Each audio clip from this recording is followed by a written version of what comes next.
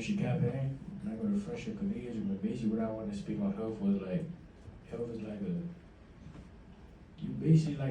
health is like your life, and you gotta basically, if you're not feeling something, you gotta be able to get through it, and your health is always important to what you do in life, and it's basically important because if you're feeling down about something, your health might be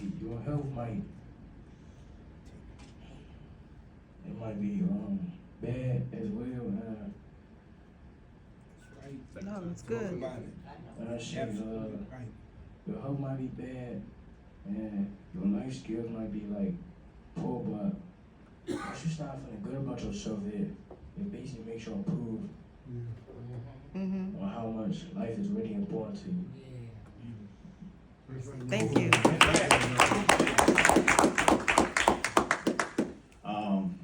Yeah, mental health is very important, right? Especially because what you put into your body is what you think. But the strongest muscle in our body is our brain. So that's one of the main things we got to exercise the most. So that's why we even go around teaching things like CBT, cognitive behavior theory, right? To see how the brain operates. Because the bottom part of our brains, we're in survival mode. The middle part of our brains is where emotions lie. The top part of our brains is where rational thinking goes on. But a lot of times we operate between survival and emotions before we get to the rational thinking. So once we start doing these type of components and understand how the brain operates, once we go through it, understand again what I started off earlier, what our triggers and what our suitors are.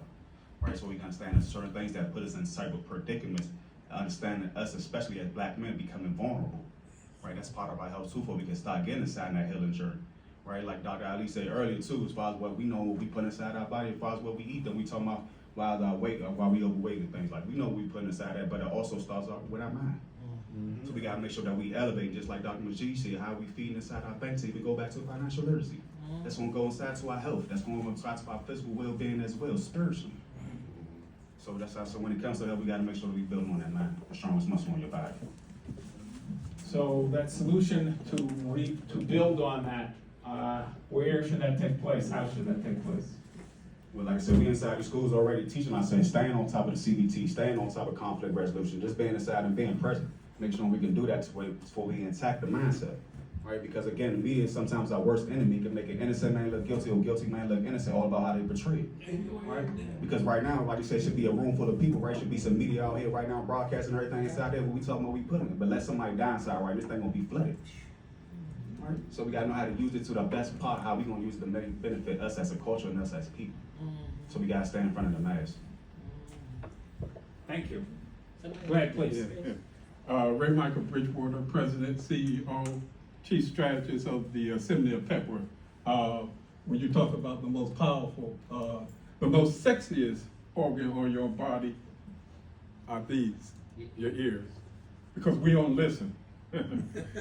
We don't listen, and that's a part of health literacy is listening and understanding, listening to your body and what your body is saying, and being proactive. I always say to the ministers, faith is not now, it's an action verb. Okay, if you're not part of the action, then you're wasting your time. So I say that in an aspect of looking at some solutions. Our organization concentrates around health and technology. 25 years ago, we brought the first, for our queens here in the Orient, we brought the first prenatal mobile unit into this area. It was a public-private partnership, which means that the mobile unit did not go to the Department of Health, it went to the community. And I head up that aspect of bringing hospitals and universities and the communities together to support this mobile unit. It not only provided services, but it was a research piece. It was researching postpartum, okay, which is very important. And the second part, it was the first mobile unit in the country that had a dental unit on board when we're talking about what we're putting into our body. We did the first bilingual media campaign with Channel 9, Telemundo, and Univ. It's the first time all three structures came together to do a media campaign. So we're not talking about black, we're also talking about brown as well. The second most powerful thing, bringing it back here to Howard University, we did the first men's health initiative in this city. We got all the cancer centers and all the hospitals to come together. And the health issue was around prostate cancer. I'm a prostate cancer survivor. That's right. So we hit the, thank you. We hit the tri-state community. So every hospital and cancer center between Baltimore and Richmond participated in this health initiative. Only one was doing free prostate cancer screening, and that was Howard University. After this media campaign, all the hospitals and cancer centers started to do free, at least once a month, a free prostate cancer screening. So check that out for the men in the room. The success of that campaign was that the city that did not give us any money. So all of the campaigns we've done is public-private. So we had corporate sponsors. So just to let you know, you don't have to be a medical doctor to do a campaign. My background is theater and film. So our projects were out doing hospitals and cancer centers in this region because we were able, we took it to all the communities. So hospitals don't do that, but we forced the hospitals to come out of the hospital, out of the four walls into the community and to reach people face to face. The success of the campaign brought the first prostate cancer mobile unit for Howard University. The second thing it did was funding was drawn down to create the Diabetes Treatment Center here at Howard. So all of this came from the community. It did not come from the top, it came from the bottom. So you can be the solution. You can be the solution. You just have to want to and have that faith. And I'm gonna add one thing too, for add to that too, like that was great too that you said, because you saw about the health part, right? Not only in the school, because we talk about the CBT, right, especially inside our community, we also got to teach opioids, right? Opioid awareness, right? Because that's one of our leading causes inside it. Because one thing as our culture, once we even deal with gun violence, we do self-medicate, whatever they might, your choice of drug might be, if it's to drinking, if it's to popping pills, if it's whatever they might be, right? So we try to make sure we're in front of that too, because that affects our mental as well, because we think that's the only thing we can do when we're in the place of depression. Let me go smoke, let me go drink. There got to be other things that we got to do to get to that next step, because that's killing us at a fast, rapid rate. We talking about as far as our women, as you're doing as far as the kids, if we don't put the proper things inside our body and what we eat, it's going to mess up the kids, what's connected to the placenta, right? But that baby has to feed off from that mother. So there's certain things going to mess up his chemical reaction, how he acts when he's born too inside his world. So we got to make sure we protecting her too, not just what she eat, because her mental is going to leave that baby stressed out too. Right, we're going to lead to something else, which is the cause and effect. So we have to make sure that we hitting on that and talking on that as well. Awesome. Can I ask? Thank you. Thank you. Yes. There's a point out here, go ahead. I just want to share this also. Back to Eaton. Everyone needs to get the book called Back to Eaton, and it's on your phones. Even it's the way you eat. There's herbs. God put all of this stuff out here. Herbs are, you cannot overdose on an herb, and I'm talking about all types of herbs. The one for prostate cancer is one, ginger. Learn how to buy ginger from the grocery store. Peel that off, chop it up, put it in some water, and put lemon juice or lemon, squirt lemon into it. This is really to clear your prostate. Now for women, I'll tell you the same remedy. Ginger first, you chop it up and you put it in boiling water and let it boil. Then you add ginger to it, cayenne pepper, and no garlic, but the aspect of it is it's turmeric. And you boil it in the water and let it bring to a boil. This is, guys, this is what I'm telling y'all to do. And then strain the ginger off because it's natural herbs. The more ginger sits, the more it permeates and everything. And you drink it. And you add a little guava or honey. Either one of those two, guava or honey, just a little bit to get the taste out of that aspect. Beautiful for men for prostrate. Women, what it does for us, it deals with the colon. It deals with the colon. So for men, it's very important for you to start drinking, but go to look up www. Back to Eating. All herbs are there. It's right there for you to be able to, and you can mix things together. You cannot hurt yourself. Dr. says you can put up Dr. Samuel on her against a Yep. cool life. Back to Eating. Thank you for that, man. I really wanna, I think when it comes to health, like, you have nothing without your health. And I think I've been working for NAARC Cure the Streets since January of last year. So I haven't had a lot of experience working in Ward 8. So when you talk about Ward 8, you really look at the food deserts that's there and how hard it is just to find a diet soda. Like, it's real. And my office is right next to the fire station. So you got the fire station every 15 minutes, that's running. The police running every 20 minutes. And then you look at the level of shootings and incidents that the community have to deal with. So the lack of nutrition, and then the chemicals that's released from the brain, cortisol, epinephrine, which plays a part in hypertension and diabetes and things of that nature. So, you know, I just think for the Southeast Community Ward 8, just what they have to go through on a daily basis, I just applaud those communities for, you know, being able to work through these things. What we do, we work with Bread of the City and different food kitchens to provide fresh produce to the communities.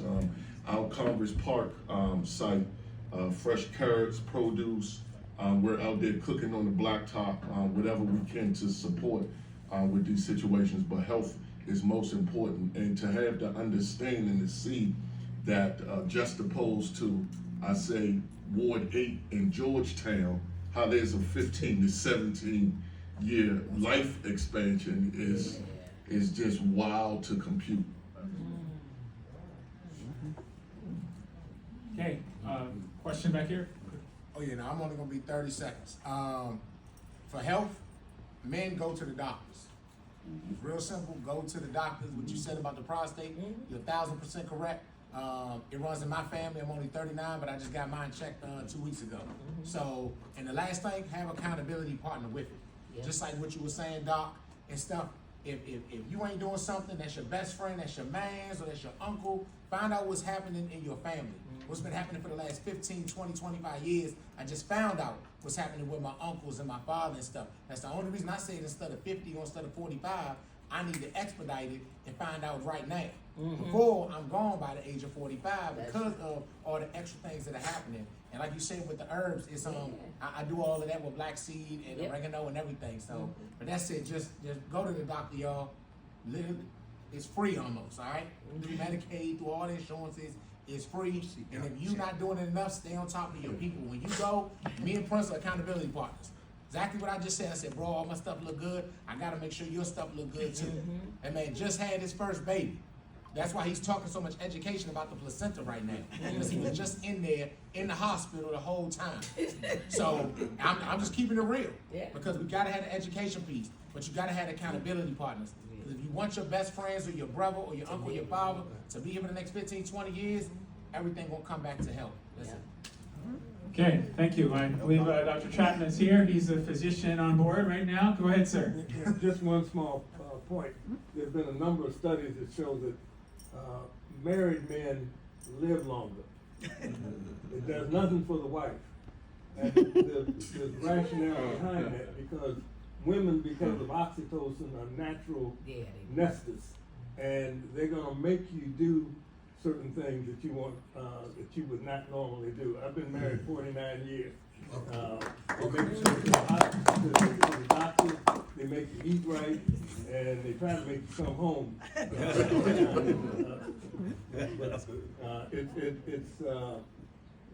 I think Dr. Mitchell mentioned the nuclear family earlier, that we need to really focus on supporting each other. And I would just add, and this is really good. This is really good, but I'm just sitting here thinking, most of us are adults, but how can we get the young folks to get into here, to hear all of this that we are talking about? So I think that's kind of like my issue in terms of how can we get the young people in here to hear this breadth of education that would benefit them. You sit beside it, we make a movie. You got at least a That's a good idea. Meet them. You got to get in front of them. Meet them where they are. One at a time, please, go ahead. Ask the young ones. Create your own podcast. Yeah, in my experience personally, I educate from a perspective of meeting the students where they are and then bringing them up to the knowledge point that we want them to be at, right? So, me personally, I make music, similar to you with your films and things like that, broadcasting, right? If our young people, our young population, if all they respond to is a good beat, because they're not really listening to the words, the negative words that are in the music that they like, they listen to the beat and the music, like the instrumentation behind it. So if we're able to package these messages in ways that are digestible, deliverable, and that sound good, that sound fun, you know what I mean? I make a lot of parodies when I'm educating my students. I'll take a popular song that may be talking about nothing, but I'll just change the words and have the same beat, same everything, but just change the words to something that will speak life into them, speak health into them, speak wealth into them, things like that. And so I think, like, instead of trying to, like, bring them here, we have to go to them. You know what I mean? We have to throw parties for the youth. We have to throw these different things, meet them where they're at, and then just bring them to the level of knowledge that we're trying to bring them to. That's the same thing that when I was trying to learn math and I was trying to learn my multiplication skills, when they put it into music, I learned those multiplication skills real quick. 1 times 1 is 1. 2 times 2 is 4. 4 times 4, and then they start getting the beat. 1 times 2 is, and that really let me at a 3rd grade level learn my multiplication skills, and I learned all of them because my mom and dad told me that if you don't put it in music, she ain't gonna learn. So you're telling the truth about how we can reach them is actually go to them, have the background of what you all talking about, solutions to healing, make a beat to it, and then talk about literacy. Make the same thing in health, and then have some of the, throwing that out there. It's sad, but that's how I learned my multiplication skills. Well, I have a comment too. Go ahead, point here, go ahead. That if we look at Nikki Giovanni, many people overlook the significance of that sister and her poetry. She taught us a lot of history. I was born in the Congo. That music should be on WHUR. I'm amazed that this university just has Steve Harvey on talking kind of crappy stuff, in my opinion, on every day. Yeah. You could be listening to conscious music. Can I speak to that point also though real quick? Yeah. It's because we don't have control of our means of production, right? All of the top industry, it don't matter what industry it is. It could be the clothing industry, the car industry, the music industry, entertainment, TV. We're not in control. Our people are not in control of the biggest of that, right? So WHUR is Howard's radio, but I'm sure there's a white man in that office. You know what I mean? I'm sure. Howard, General Otis Mill Howard himself is a white man. He's a white man. He's a white man. Howard is a white man. Hold up. That's not 100% correct. But let's be honest. African people are rhythmic. That's why we learn about the drum.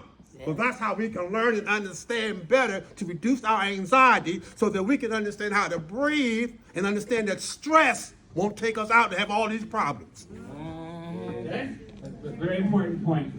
The piece I was just going to say related to media is driven by the dollars and how much of the industry you can control. And the reason that Steve Harvey is as successful as he is in part because he's learned some of the pieces you've mentioned. But the reason that HUR is at the top of the media chain for the type of music that it plays and utilizes and the shows that it has is for the same reasons. They can get the advertising from the people who are going to make sure they have ears listening. It's not a plug so much for WHUR as a reality that we have to recognize if you want to get onto it's not just the Daily Drum, it's a lot of the different shows. If you want to have that type of impact, you have to be able to meet them and show them how this can potentially have that benefit. Next point, go ahead.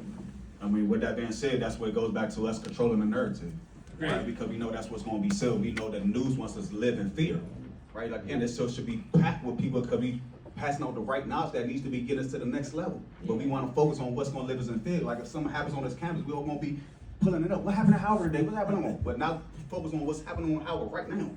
Yes. Right, so we gotta control the narrative, especially what's on our radio, especially what we watching, like Dr. H was saying about the baddies, right? We know that y'all gonna go watch these ladies because they're gonna act a certain way when we know on every day that every black woman don't even act like that on the regular. We don't want to be around people that act like that irate on the regular ourselves. Right? But we gonna know that what's gonna sell and anything, that's how our culture operates every day when we don't.